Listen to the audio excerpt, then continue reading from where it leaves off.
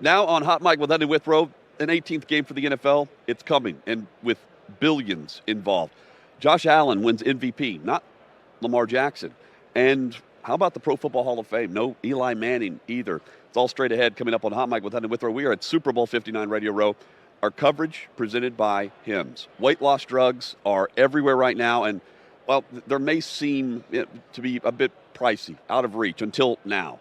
Hims is changing the game and offers weight loss drugs with the same active ingredients as Ozempic and Wegovy, except they're accessible and they're affordable. At hims.com/touchdown, you can get treatment. Prescribe, Chad, for 100% online. Yeah, and a medical provider, Hutton, on the platform can determine if a weight loss plan is right for you. And if prescribed, your personalized plan ships free directly to your door, all for as little as $69 per month, with a 10-month plan for oral medications, or $165 per month with a 12-month compounded GLP-1 plan paid up front, no hidden fees, no access fees, and no membership fees. Get started at hims.com/touchdown. That's hims.com/touchdown. We are grateful to them for our coverage here at the Super Bowl, Hutton. What a week it's been. It's been fantastic. And thanks to all of those watching right now on the OutKick channel. We hope while you're here, you will like, comment, and subscribe on OutKick's YouTube page.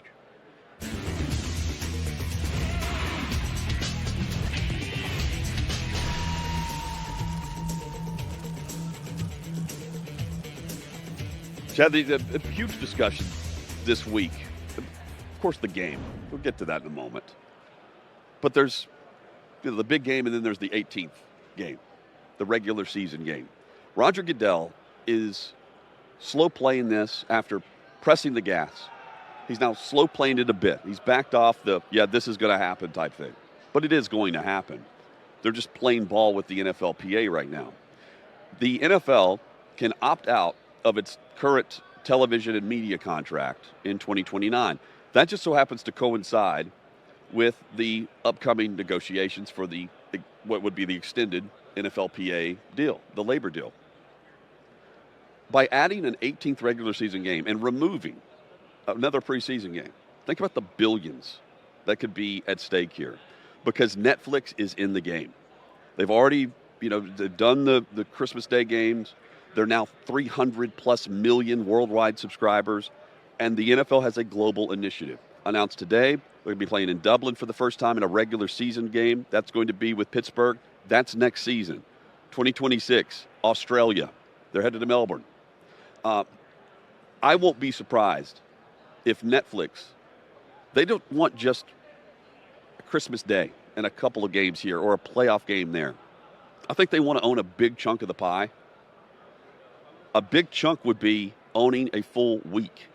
The extra week doesn't necessarily have to be on the current media contract. It can be Netflix, just like they added in the Christmas Day game or the Black Friday game to these streamers. Netflix can own the final week of the season if they want to.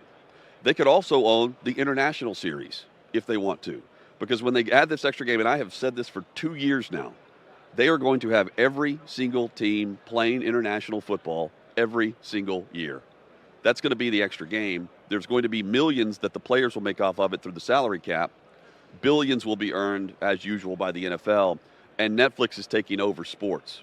This would be a huge chunk and a huge hit to other platforms that are, networks, broadcasters that are saying, well, let's keep it on the broadcast TV.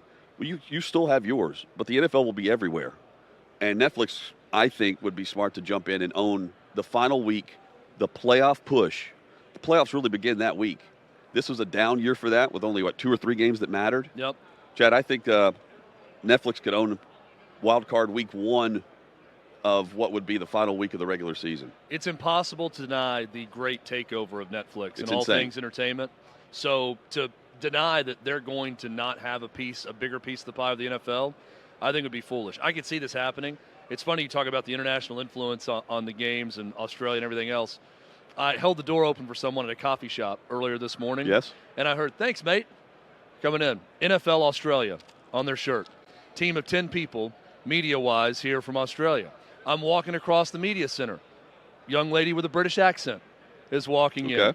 NFL England on the shirt walking in. There was an Irish contingent over here in the workroom earlier today also. So I was encountered not just by the possible future games we're going to see in the NFL or Netflix doing it, but by Australian media, Irish media, British media, all right here in the media center covering this Super Bowl. So, yeah, I think the global part of this is going to continue, and Netflix isn't going to be stopped. No. I'm fascinated by what the entire week ownership, would look like going there and just picking your game that's on at the same time and being able to watch it on Netflix on a live channel. The possibilities are endless, and this is another thing we know. No player wants it. No player wants an 18th game. Well, that's right. Now Goodell will throw in there. Oh, we're getting rid of a preseason game. It's give and take here. We're going to make more money. They're also not playing in those games. The guys who play aren't playing totally in those agree. Anyway. Goodell's pointing to in the NFL. I mean, they should do this based on the lawsuits that they faced. Like it or not, they're going to point this out. Concussions are at an all-time low this past season. Adding another game will add more injuries. That's what Lloyd Howell Jr., who is the executive director of the NFLPA, that's what he's saying. He should be saying that too. And he's a great negotiator. He's on the board for GE Healthcare. But I'm telling you, the negotiations have already started. Maybe not publicly. Negotiations have already started with what's going to happen streaming-wise moving forward. We know Goodell wants to leave his legacy and his impact on the NFL through the global initiative. They already have this global marketing program. It's not going anywhere. And I think the global factor of Netflix, 300 million plus, they had a great bump in subscriptions too off of December for multiple reasons. Well, and it's not just NFL, WWE, Monday Night Raw, they get a big bump in. Right. I mean, boxing. It's crazy to me to see their quarter-to-quarter growth and how many more subscriptions they have. And I'm thinking, who doesn't already have Netflix? Yet they're adding millions of subscribers all the time. Yeah. It's incredible. 60 million just to watch I think that was in the States to watch Paul and Tyson. Well, and Netflix has become the default for people just seeking content or media. At night you're watching something. Yeah. Oh, I'll just go to Netflix. And the content creators. Yeah, so more live content is coming. Yeah. But there's just so much on the platform right now. It's kind of the fallback for people. Well, I can go find something here that will entertain me. And they're trying to acquire brands that are DVR proof. Yep. But that way they can sell ads within that same program after you're already paying for it. Yep. So to speak. Well, it happened. I didn't think it would. Lamar Jackson did not win MVP. It was Josh Allen. I'm surprised because, it's Lamar Jackson who's first team All-Pro. It's not Josh Allen. And the same people who vote on that vote on MVP.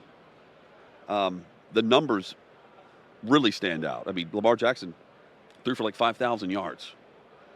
Josh Allen just under 4. Touchdown passes. You just compare Lamar Jackson, far more touchdown passes. Now, Josh Allen has him in rushing touchdowns. But the two-time MVP, Lamar Jackson, didn't win it, even though his numbers are better than his previous 2 MVP wins. It was Josh Allen. Cannot disagree, though, that Allen and his impact to what his team, Chad, what it meant to the Buffalo Bills. I was reading where he accounted for 80% of their offense this past season. Lamar was like 60-something. So that puts in perspective the impact of the leader and the position. And I think so much of it is, who wins every league, college, pro, whoever, the Coach of the Year award. It's always the coach of the team that wasn't predicted to do anything in the preseason that exceeds expectation. That's the winner every time, right? It's very rarely the best team. The team that wins the championship, it's the one that went over, above, and beyond what anyone thought they were going to do. They win Coach of the Year. Well, I can apply that to MVP now. No one thought the Bills were going to be this good.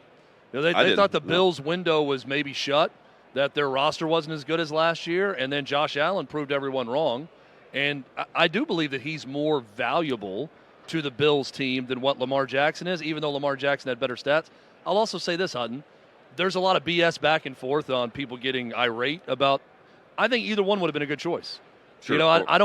It's hard to be mad about either one of those guys winning the MVP. So Josh Allen was deserving. I think Lamar Jackson And was deserving too. I would have said the same had he won it. And if the voting took place today, Saquon Barkley would win. Yeah. But again, that ends after the regular season. That's the crux of it, is it's still just a quarterback award. Sure. Yeah, and here's the one thing I will say. I'm glad that it's not a co-MVP. Thankfully, we don't have the co-MVP. I don't like the cop-out either. That's what, yeah. Peyton Manning, Steve McNair one time was co-MVP, right? I remember 2004? that one. Yeah. 2002. Yes, yeah.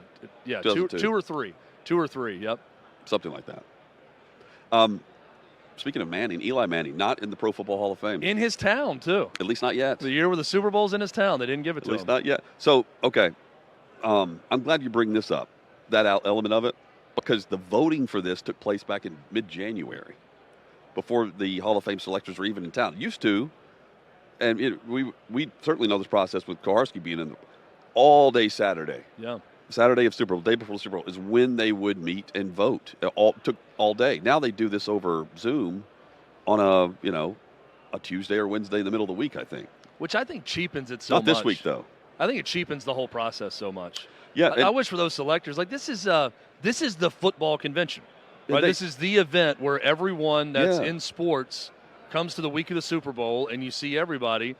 Well, the Hall of Fame selectors, that's a select group of people.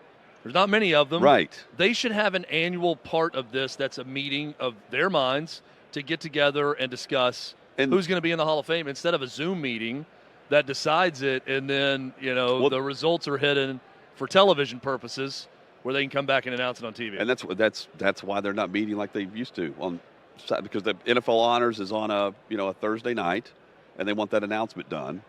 And it should be a great TV experience for these guys that are getting in the Pro Football Hall of Fame. The knock at the door, they would do all that. Now they're doing it well in advance, and they make sure all these guys are in.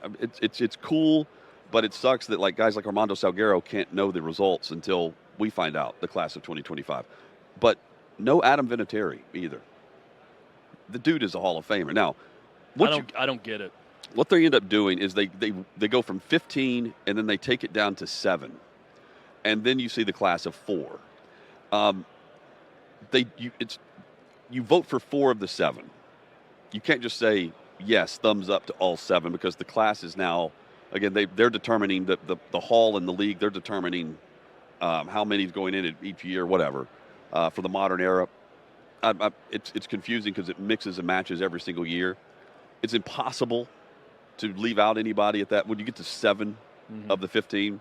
But Adam Vinatieri, thinking about the impact of Super Bowls for the New England Patriots, Indianapolis Colts, dude's a Hall of Famer. No doubt he should be in right now. Best kicker of all time, most clutch, which goes hand in hand with being the best at that position as a kicker. I don't get it. To me, it's just an absolute no-brainer.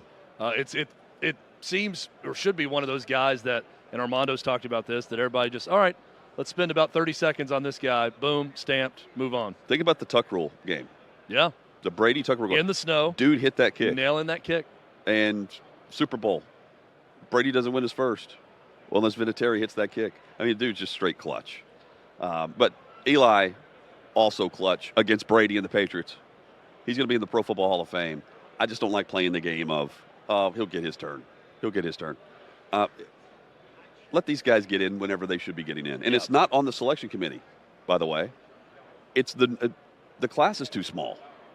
Getting four players in instead of what could be 5. This is the least, no knock at these guys who are deserving to be in the Hall of Fame. This is the least impressive Hall of Fame group I can recall in a while. Well, based on of 4 guys, I mean, Antonio Gates is the heavy hitter in this one for me of this list, but I just there's no knock your socks off, and part of that is no quarterback being a part of it. There's knock your socks off guy where there's been other years where everyone that's in is huge, right? This is a pretty light year. A pretty big year coming up, I think, next year for some of these guys that can get in. So if you feel good for guys like Jared Allen who have been looked over in past years.